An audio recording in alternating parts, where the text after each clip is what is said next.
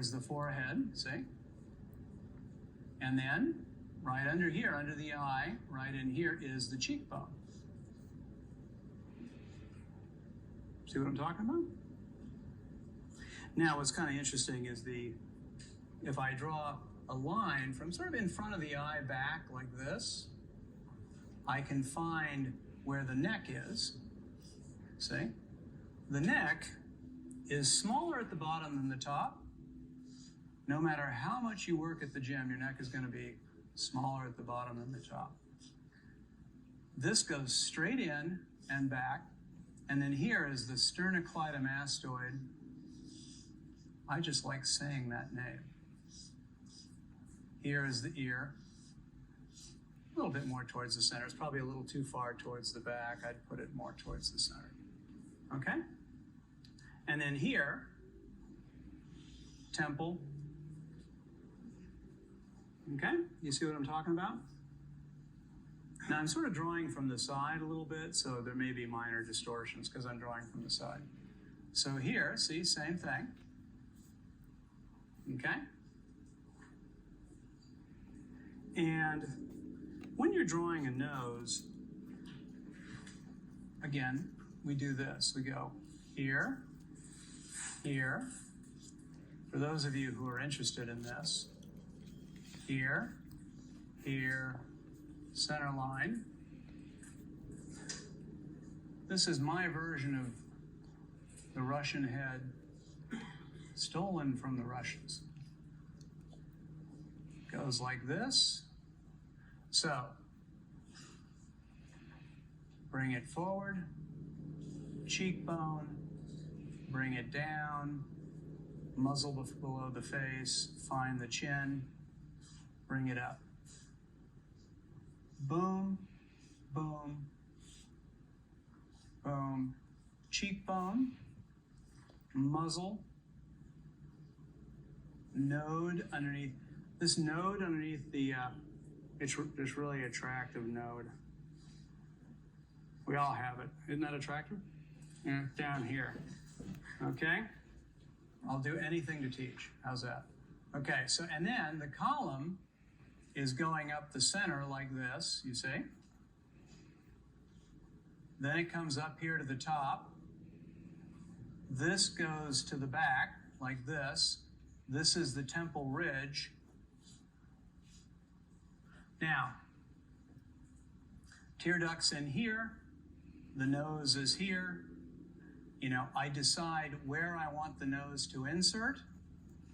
And then I put the nose in. I'm going to do the nose separately because, oh, it's not bad. But now, this is the top of the cheekbone. So if you look at anybody in the room, we're going to see a little bit of light on the top of the cheek. And that's virtually anyone. Nobody's cheekbones are so flat you don't see anything. So you see the light on the top of my cheeks? Then my cheeks roll over and there's a shadow part underneath, right?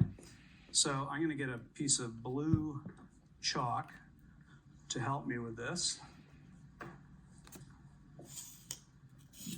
And so the reason this is a circle is because everybody's cheekbones are a little different. So basically what I'm saying is something important happens there, but it's going to be different in different times. So when you get in here, you're gonna draw the person's cheekbones, but frankly, it's going to look different on different people. So it's going to happen there. And then if we go under like this, this passes through the cheekbone to the front. There's the base of the nose. It goes to the other side. We've basically created the turning edge right here. So this is the turning edge for the side of the cheekbone. This is the jaw coming forward. Here's the chin.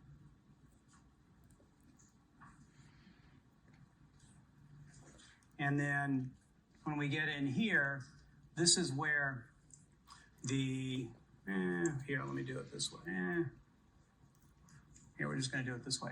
The larger muzzle of the face passes in front of the corner of the cheekbone and goes underneath and emerges on the other side. This is a shadow that you will see on people's faces.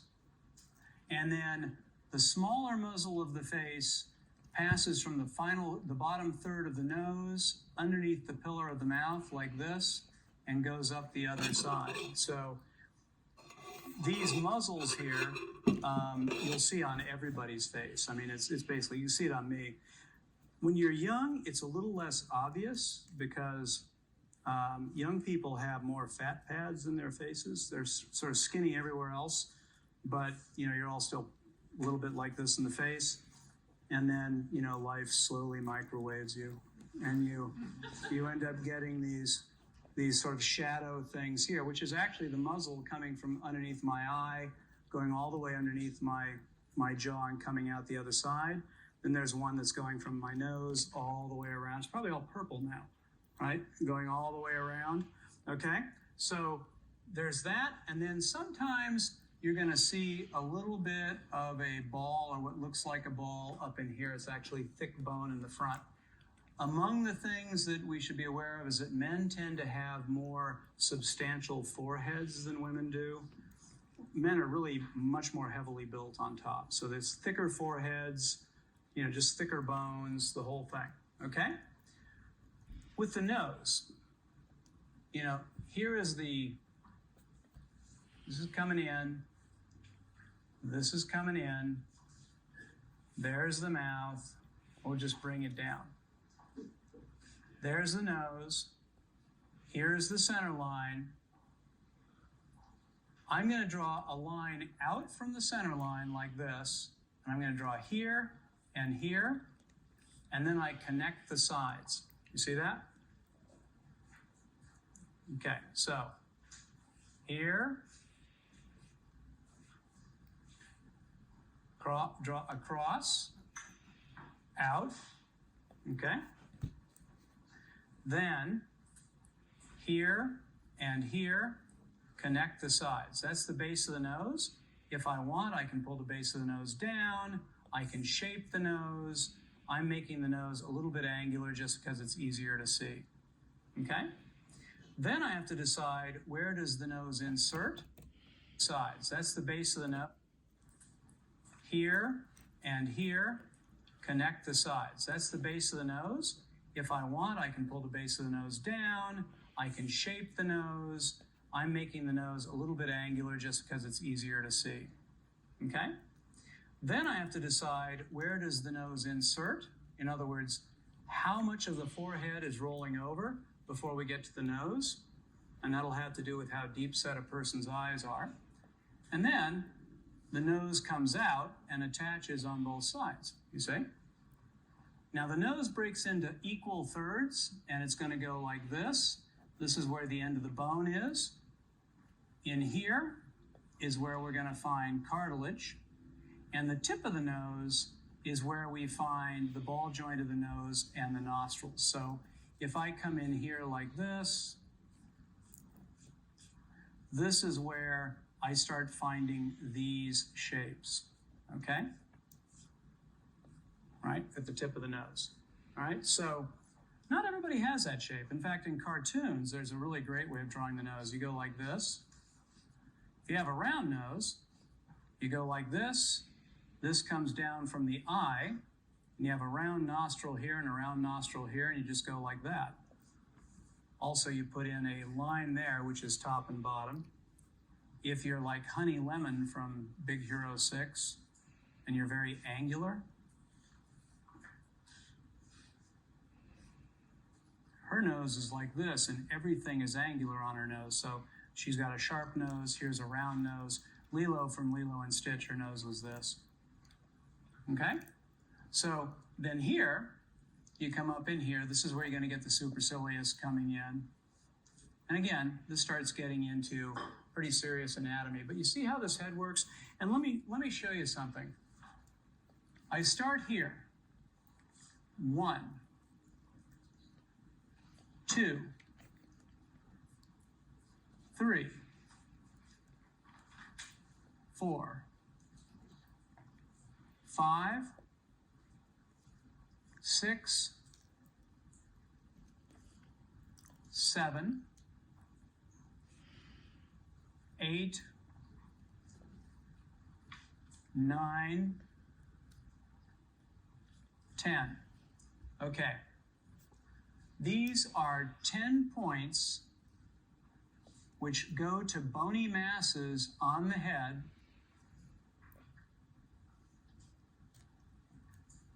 and they are repeated on the other side. We all have those bony masses on our head. We all have those same bony masses, but they're all in slightly different places. So the idea is get the basic head shape, get those distances between the bony masses in the right place, and you should be able to draw anybody in this room.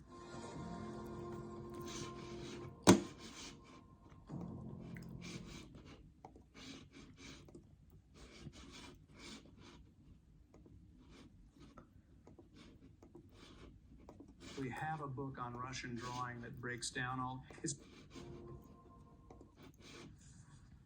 These work. Or if you're in life drawing class and you're doing 5-minute drawings, you're not going to be able to draw this head in 5 minutes, right? You could draw that head in 5 minutes. If you know how to draw this head and this head, you can sneak a lot of this head into that head, you know, in that 5 minutes that you have to draw, right? In this case, this is me, you know, I stole it from the Russians, right? I actually have a book on Russian drawing that breaks down all, it's written in Russian. I have no idea what any of it says, but I did all of their basic head breakdowns and I kind of combined them and I thought this is too complicated, this is this or that. So this is my kind of amalgam of various Russian head breakdowns. And it covers every major muscle group in the face. It covers all the major features of the face.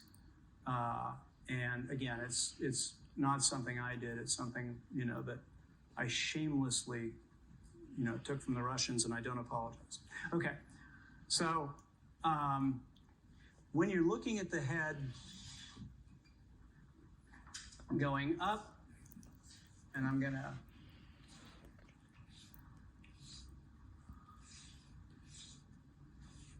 just going to do it like a can. The nose appears to be very high. The eyes get low. Everything piles up on itself, and this gets pretty big, okay? So the nose gets high. The eyes begin to get low. Everything goes away faster than you think. See, then I come in here. See, now I'm putting in the cheekbones and bringing it forward. Then I could bring it back and put in, you know, an actual head there. If I'm looking down, then the forehead gets very big and everything starts basically aiming towards the bottom. So you get in here and it's going to get very piled towards the bottom and you're going to have a big haircut, why did I say that? Anyway, you're going to have a piling up on the chin and a big forehead. Okay? All right. So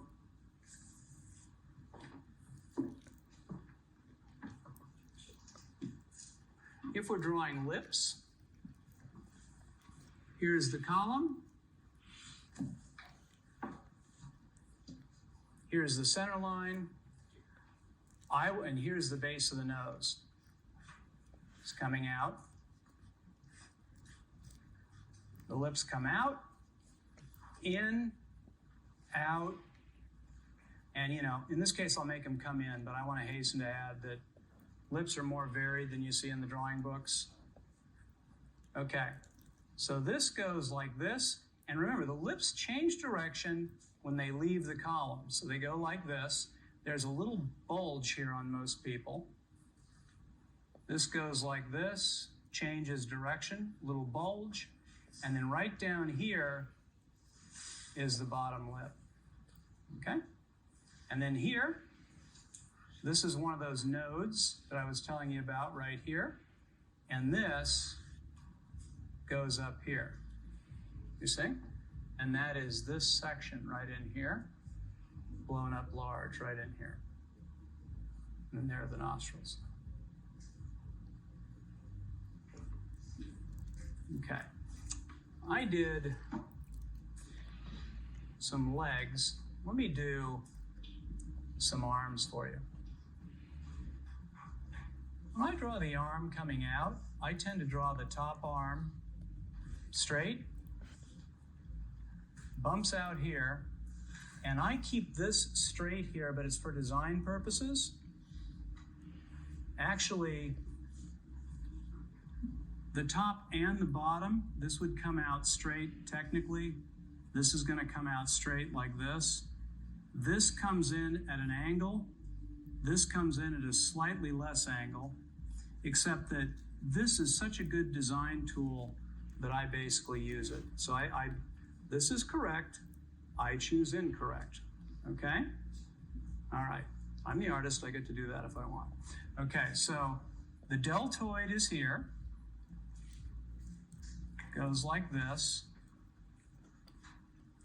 The bicep pulls from the bottom towards the top, and there are two of them, by the way. Has a very strong cord or tendon that attaches in the joint. Then you have a brachial that comes right in here underneath it. So this comes in underneath, and I'll have the tricep in the back hanging down. This bone sticks out down here, and this is what I showed you earlier. This is this. So this is rolling over and coming in like this. Everybody see what I'm doing? And then this is pulling in from underneath like this, and we're going to see the hand going like this.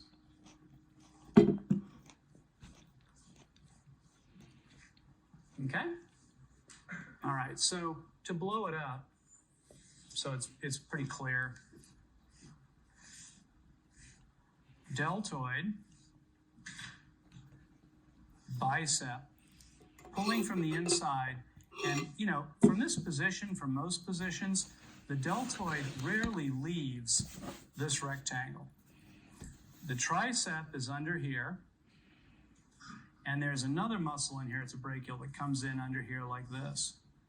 So it's 1, 2, 3, and then this is this, right? So we're just going to go here, here, here, here, here, you see?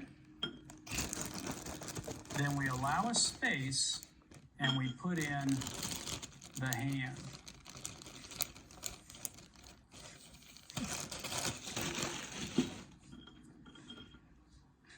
Okay? If I want to draw the arm from the side,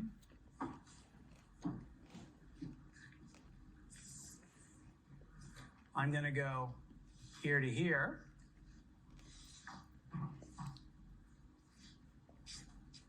And then just to here. And I'm going to say, that's the hand. Now, the deltoid attaches on the side, like this.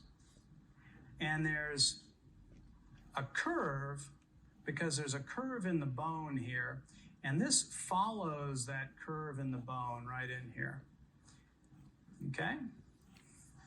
And then we pick up the coracobrachialis, and it goes over to the thumb side,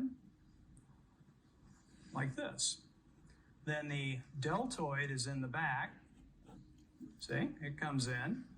And it's high up, and the bicep is in the front, and it's low down. So they go like this. Okay? So here, this is rolling down. Here, this is the condyle of the upper arm. Here, this is the ulna going over to here. And then here, flexors coming in, and there is the hand, okay? Now again, the most important thing for me right here is this, because these are side muscles. These come in. So this is one. I'm going to take the deltoids and turn them into one. This is a brachial here. It comes in like this. Then we pick up this one and it goes to the thumb side. The rest of them go into the hand. Bone. And then flexors, bone, and hand, okay? Does everybody see what I'm talking about? Okay. From the back, let me try it this way. I'm running out of paper. Down. Me too. Inside to the outside. Here's the hand.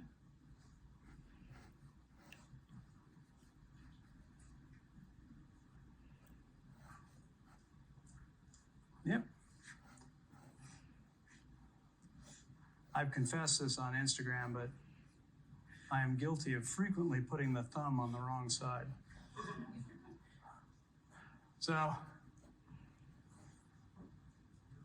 okay. So, well, I'm actually dyslexic, so I blame that for my putting the thumb on the wrong side. Okay, so there's the thumb. Now, the triceps, these are the muscles in the back here. The deltoid comes out, and it actually lays over the bone. So it creates this kind of shape that goes like this in the back. The tricep is on either side of the center line. It goes like this, and then its tendons go down on either side of the ulna. Does everybody see what I'm talking about there? Okay? And then here, this is going to have the flexors, and then here, coracobrachialis over the top. Okay? So again, these are very simple structures. I think if you go back in my Instagram feed, you're going to find lots of examples of these, and you'll now know what they mean, right? So that too will be helpful. Okay? All right. Okay. With legs, you know, one of the things that you should be aware of is that here's an arm,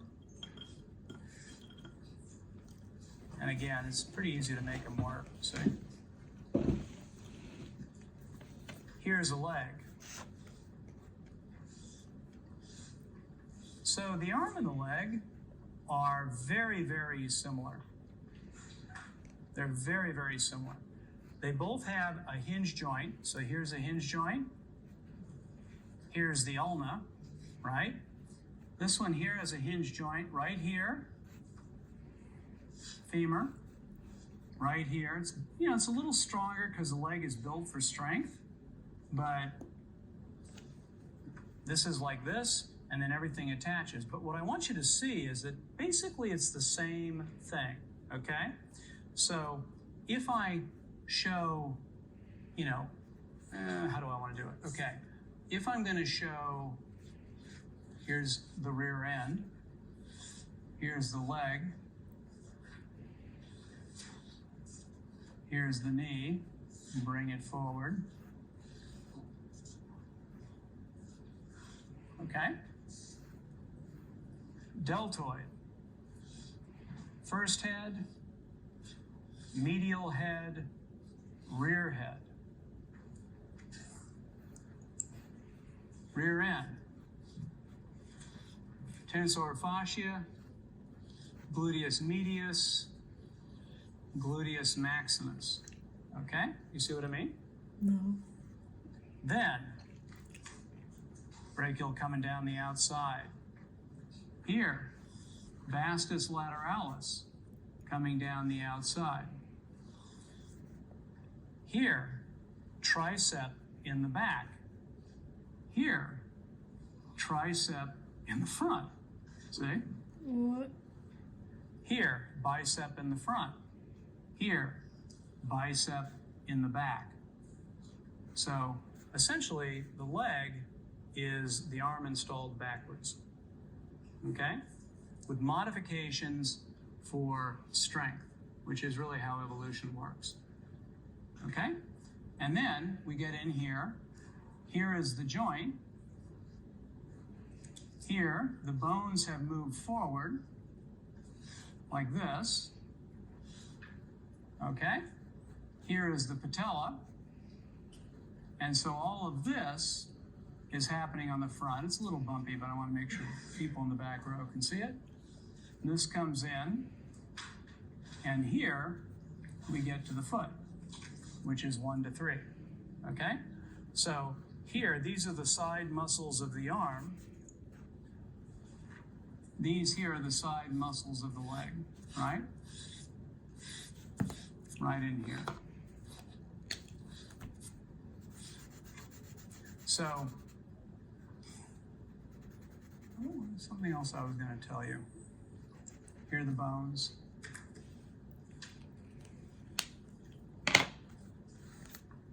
Okay, and then here are the bones here. Okay? So, you know, these things are very, very similar. I want you to notice that they all have, you know, muscles on the side, tendons on the side, front and back. And that's really the way you think about everything on the body, okay? Because the external oblique, all those things, if I draw the torso from the side or from a 3/4 view, that's what you would see. The calf here works like this. This is a plank too. We come down, we think of this as a plank. Okay? And the calf muscle we think of as wrapping over the plank. You see how that works? So it wraps over the plank. Then we think of this, the soleus, which is under the calf, as wrapping over the plank. And then from the inside where we're looking at it, this is actually bone here.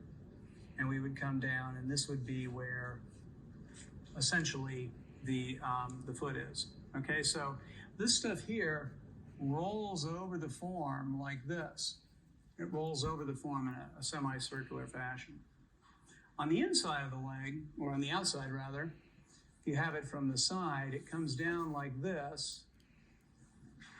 Here's the ankle. So I'm going to put the ankle here. You're going to have the calf coming down, the soleus comes down behind the ankle, another muscle comes down in front of the ankle, like this, and then one passes over to the inside of the foot, and you're going to start getting the heel in here like this, okay? For this kind of stuff, if you actually go to the Instagram feed, you're going to see very carefully done drawings describing that, okay? So you'll find that on the feed. All right. Head, feet, hands. Okay. With hands, the hand I think of as a square, slightly wider on one end. There's a space, and the wrist is here.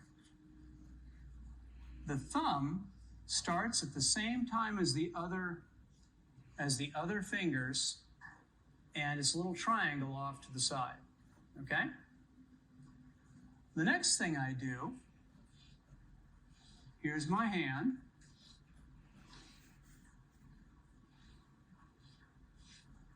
The number 2 finger is the longest, so I'm going to create a slight chevron shape. And I go here to here. I double it. So this here is equal to here. The little finger comes up, the first finger comes up, it's slightly shorter than this one.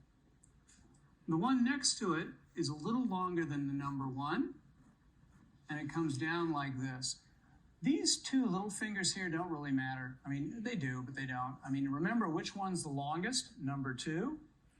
And remember that number 3, the little finger, is a full segment shorter than the finger next to it, okay? So here's the number 3 finger.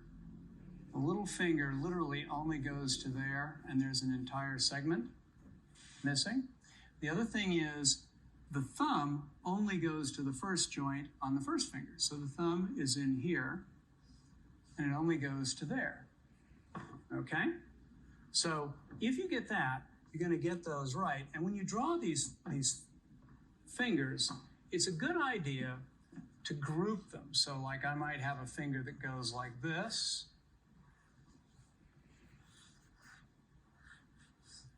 Because I want to get big, medium, and small in there. Okay? Now, when I'm drawing these hands, I start doing this. In other words, I'm bowing out the sides, right?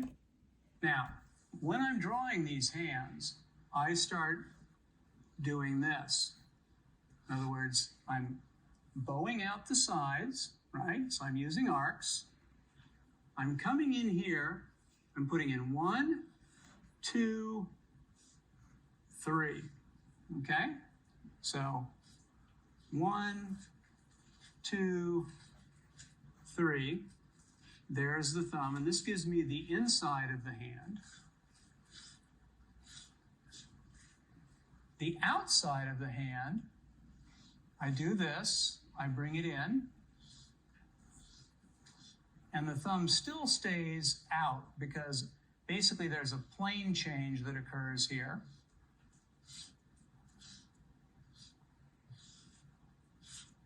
Okay? And then here is the thumb. See, if I come in here and get those lengths about right, see how believable the hand gets, right? So what I do is I get that in there, and then I start putting in the segments, and I can start filling the fingers in, okay? When I do that.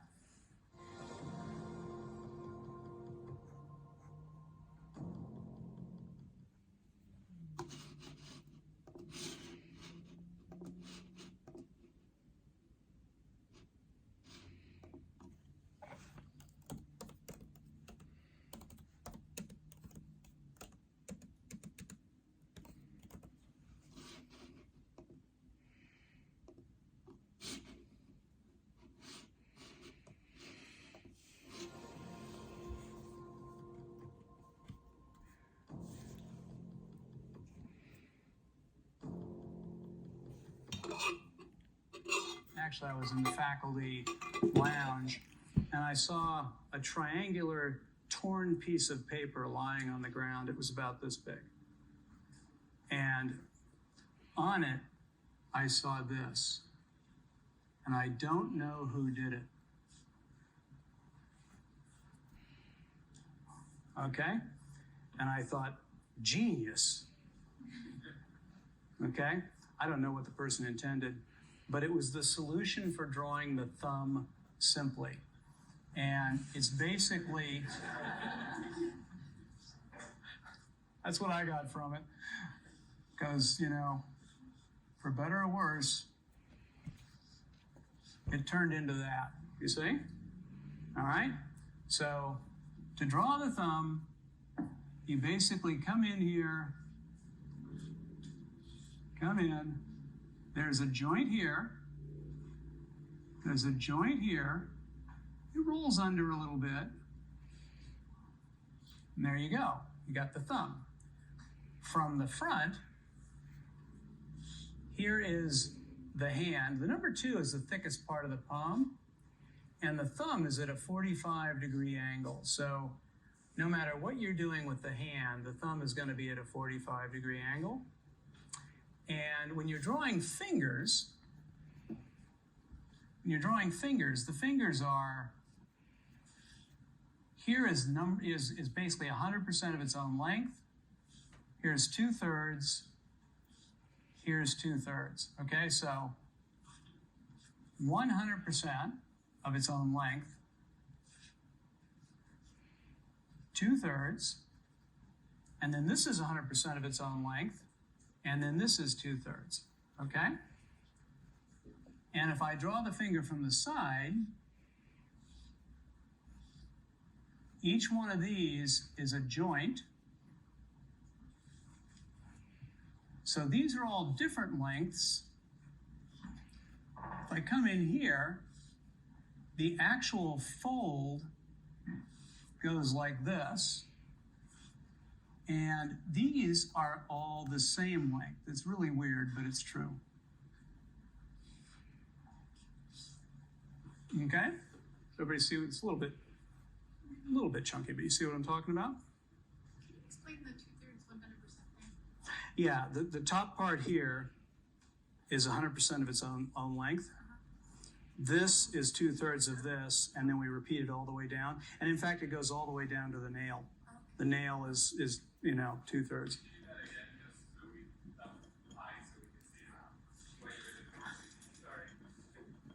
Okay, 100%, right? This is 2/3 of this. Then the tip of my finger is 2/3 of the piece ahead of it, above it. And the nail is 2/3 of the bottom part. Okay? I'm sorry? Is that the same? Is it this 1/3 one? I don't know about that. That's actually interesting. Take a third off this, take a third off this, and take a third off this. It goes. Now, I know that if you take your hand like this, it's equal to the first knuckle. Yeah, but I have another book that says it's equal to the front of the hand, right? So I think it depends on how long the author's arms are. I have a feeling that everybody kind of goes, well, this is the normal, right? So the other thing that happens is when you bring these things down like this, every time you roll over this joint, it actually rolls down a little bit. So it goes like this, and then it rolls down a little bit, and then it goes like this, and then it rolls down a little bit, and it goes like this. So here's a further refinement of the finger, okay? And there's an extra little bump in there.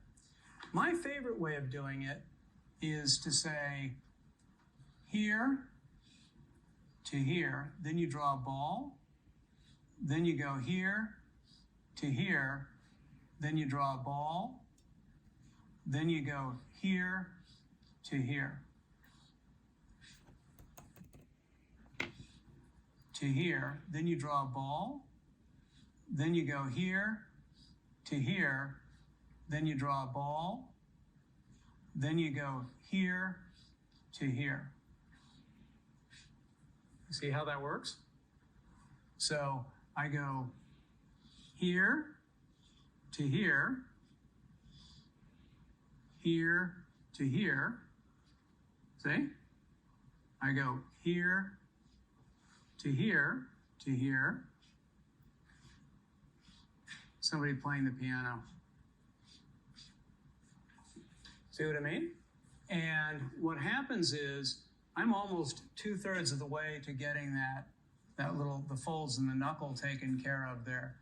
If that's if that's too difficult for you, here's another way of thinking about it, which is you go up, forward, down. You draw the back of the fingers flat and straight, and then you draw the pads in the front like this. And I'm getting some awkward angles here because I'm drawing at the very top of the paper. So, okay, you guys sort of seeing what I'm saying here? All right. Now the side of the hand,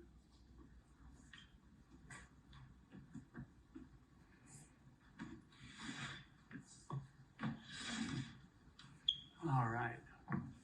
As I said before, if I'm going to draw this hand, I draw it like this.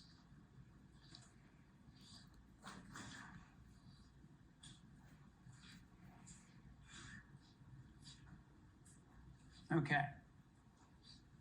There's the side of the hand. I go like this. Here is the wrist. All I'm doing is putting two sides on it. You see what I'm talking about? Right? I'm just putting two sides on it. And then I go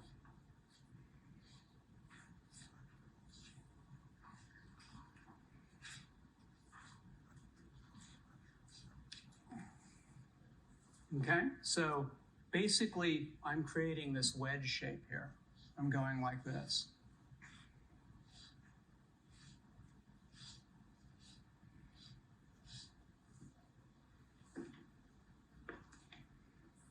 Okay. Now, what I recommend to students is just buy Bridgman's book of 100 hands and just copy all the hands in Bridgman's book. And then do it again, then do it again. All right?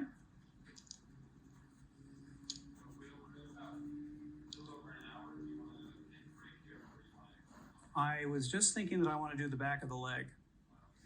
Okay? All right. Yeah, I just want to do the back of the leg. So, we don't need this. Okay. So when you're doing the back of the leg, okay, I think of the back of the leg as flat. This is coming down like this. I think I may have gotten this in FX too. Okay. So basically, first, kind of like the hand, I'm saying this is the back of the leg. Did everybody follow? Okay. Remember on the hand, I was saying we could start out with the ribbon shape. Everybody good? All right. But I'm turning this into a triangle because it's going to the Achilles tendon, which is down here. Then I'm adding tendons on either side. These are the tendons for the bicep of the leg. And here's the biceps femoris coming in and disappearing in the center of the leg. Okay? Then I draw a center line in here. See? And I'll come in and draw the calf coming out and down to here. I'm going to just draw over the one behind. Now, what's in here, right in here, is the actual femur. Here is the tibia. There's the patella. Here's the side of the leg. There's the vastus lateralis. There's the front. There's the foot. But the real trick here is this. Get this in, get this in, get this in. Tendon, tendon, calf, biceps of the leg going in the back. Okay? This will fill in if it's women. Okay? So women don't tend to have a gap back here because again, not every woman, but a lot of women, they don't tend to have a gap back there because there's a fat pad in there that fills it in. Okay?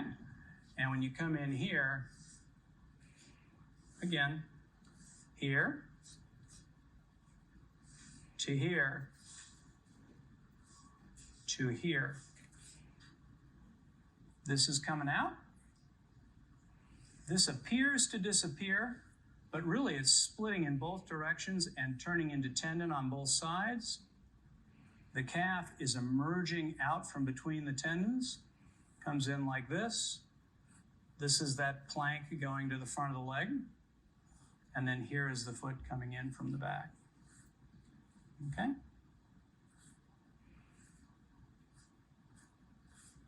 Ankle. Center line. Belly button. Pectoralis. External oblique. See? Here. Abdominal muscle. Sheath of the rectus abdominis right in there. Okay?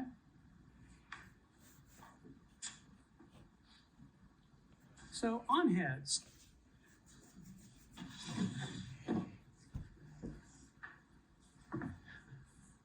I know a lot of people draw these circles first. I see a lot of space aliens.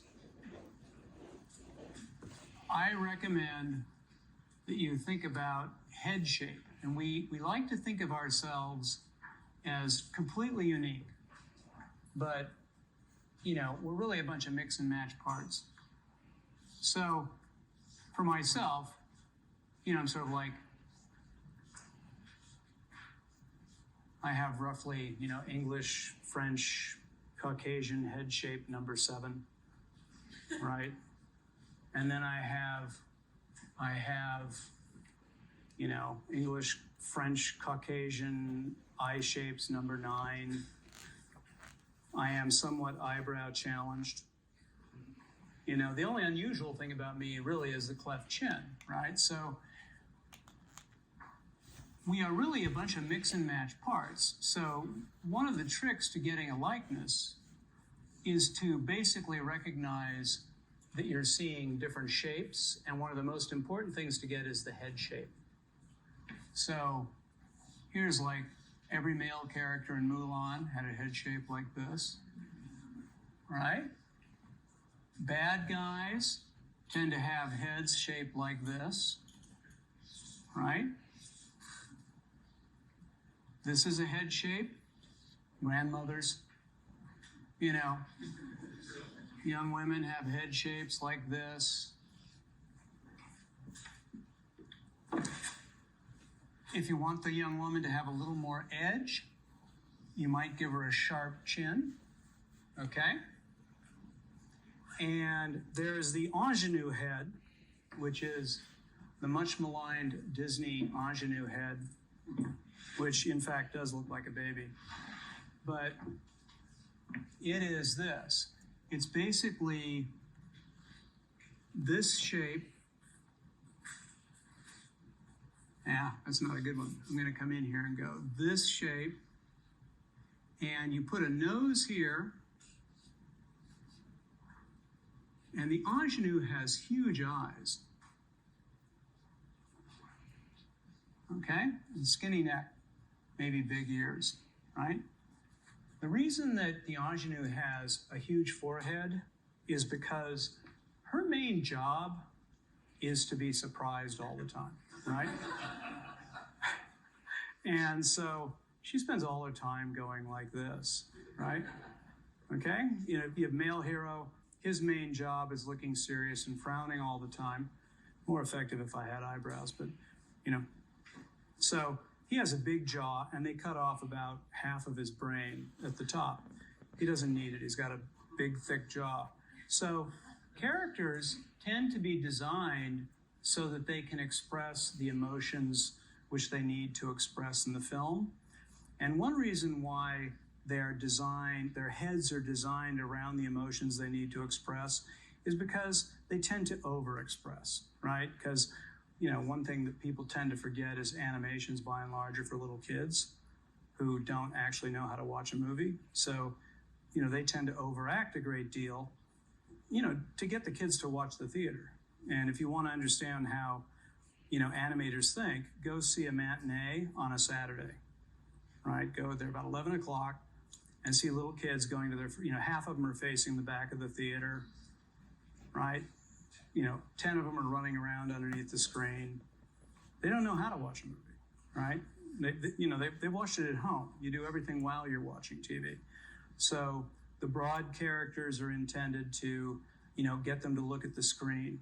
And there's a whole cast makeup thing on that is really fascinating, which, you know, I will talk about it at a later date. But I do recommend that you all go to, I think it's the periodic table of storyarchetypes.com. The periodic table of storyarchetypes.com. And you might also want to check out animationscreencaps.com. Screencaps. There's a whole cast makeup thing on that is really fascinating, which, you know, I will talk about it at a later date. But I do recommend that you all go to, I think it's the periodic table of storyarchetypes.com. Underneath the screen. They don't know how to watch a movie, right? They watched it at home. You do everything while you're watching TV. So the broad characters are intended to, you know, get them to look at the screen.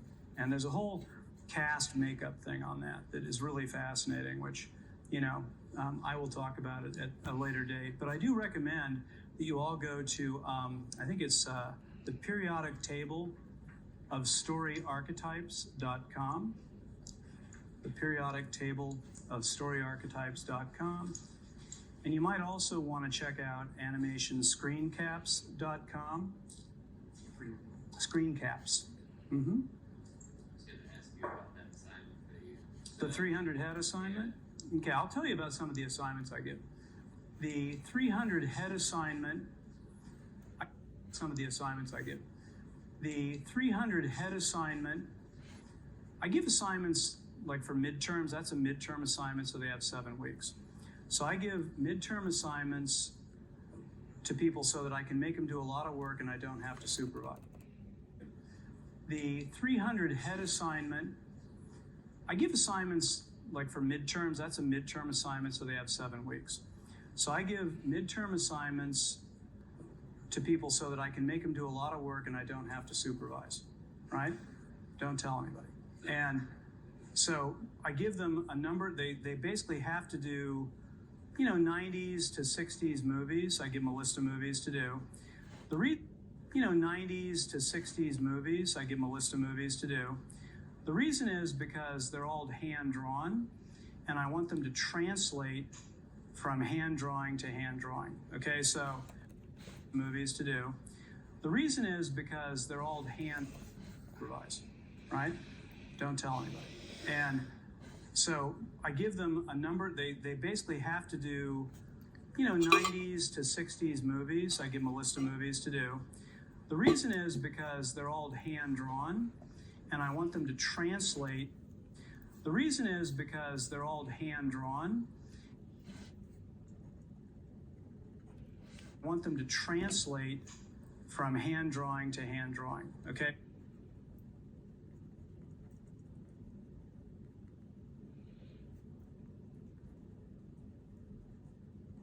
So I tell them to get very specific. Look at how they constructed the mouth.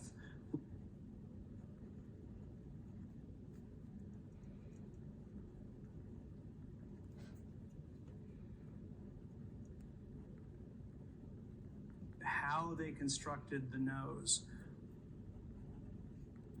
How these guys took 70 years to figure this thing out. Nose. Look at how these guys took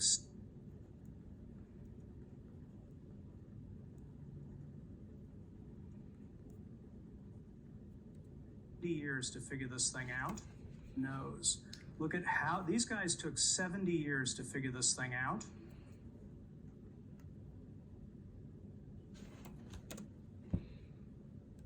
Nose.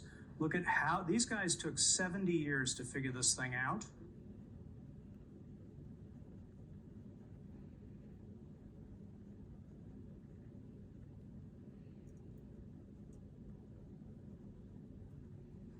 They did. Starting from early silent animated films, they spent decades figuring out how to make facial expression really work. And they spent decades figuring out how to make facial expression really work.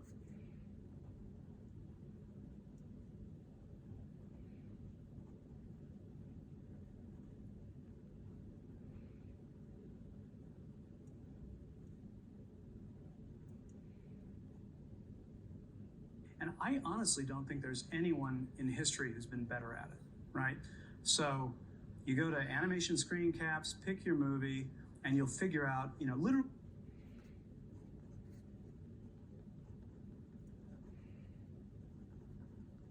You can make in a frame, in Screen Caps, pick your movie, and you'll figure out, literally they can make in a frame who looks like he's desperate, but who has an inkling of an idea. Frame, a guy who looks like he's desperate, but who literally they can make in a frame, a guy who looks like he's desperate, but who has an inkling of an idea. And they can do it in 26 lines, right?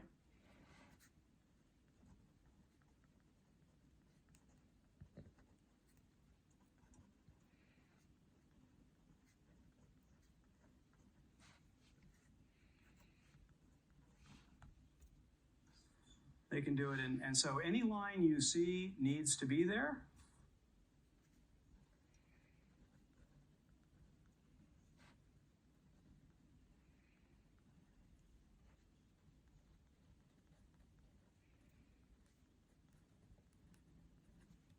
You can add more lines to make it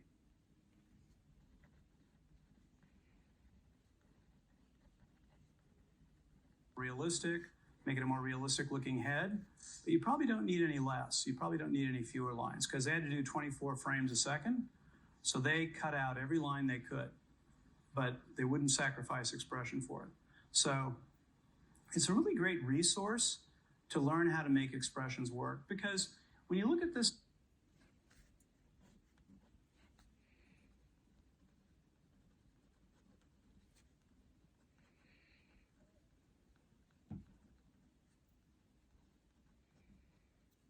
here, and I hope this was helpful to you, but when you look at this stuff here, it's really kind of like getting the hardware going, right?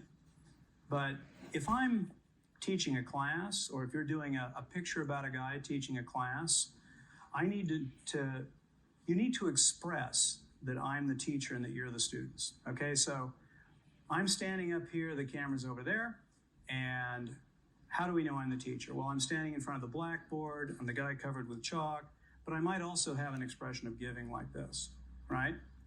And then you guys represent a group of students, and you all have body language too. So some people are leaning forward, they're excited by what I'm saying. Other people are leaning back and going, I don't know what I think about this guy. One of the nice things about groups is that you can represent a variety of emotions through body language and facial expression. But you have to have an idea about how body language and facial expression works.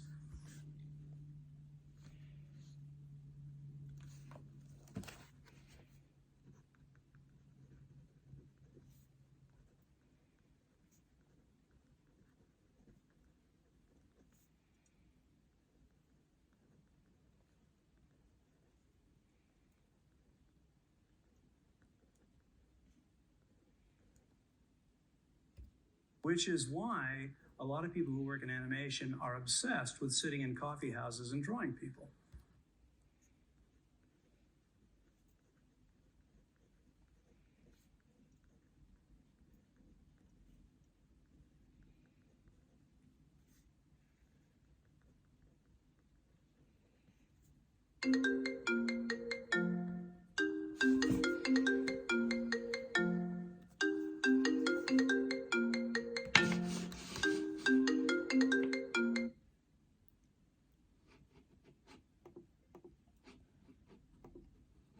Dạ. Ok, còn nửa tiếng nữa ạ. Dạ vâng. Nửa tiếng nha, ok. Dạ dạ. Ok. It's not just because they like drawing squiggly drawings. It's because they're actually studying. A lot of people who work in animation are obsessed with sitting in coffee houses and drawing people, right? It's not just because they like drawing squiggly drawings.